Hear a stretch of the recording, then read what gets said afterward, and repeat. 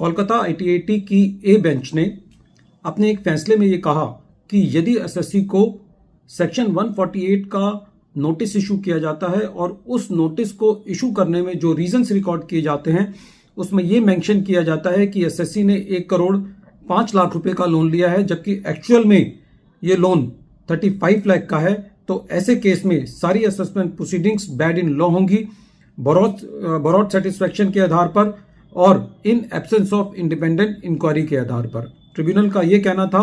कि यदि assessing officer ने इंडिपेंडेंट इंक्वायरी की होती तो असेसिंग ऑफिसर ने गलत रीजंस रिकॉर्ड नहीं किए होते। दूसरा इशू इस केस में यह था कि एसएससी की assessment already section 143 sub section 3 में हो चुकी थी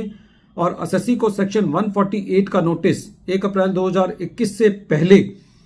4 साल बाद इशू किया गया था, तो इस पे प्रोविजो टू सेक्शन 147 अट्रैक्ट होता है, जिसमें ईओ को अपने रीजंस में यह बताना होता है कि एसएससी ने अपनी पुरानी प्रोसीडिंग्स के अंदर कोई चीज ऐसी नहीं दिखाई असेसिंग ऑफिसर को डिस्क्लोज की जिसकी वजह से वो इनकम असेस होने से रह गई। तो इस एब्सेंस का रीजंस में ना लिखना, इस फैक्ट का रीजंस में ना लिखना कि एसएससी से क्या गलती हुई है, ये सारी असेसमेंट प्रोसीडिंग्स को बैड इन लॉ बनाता है।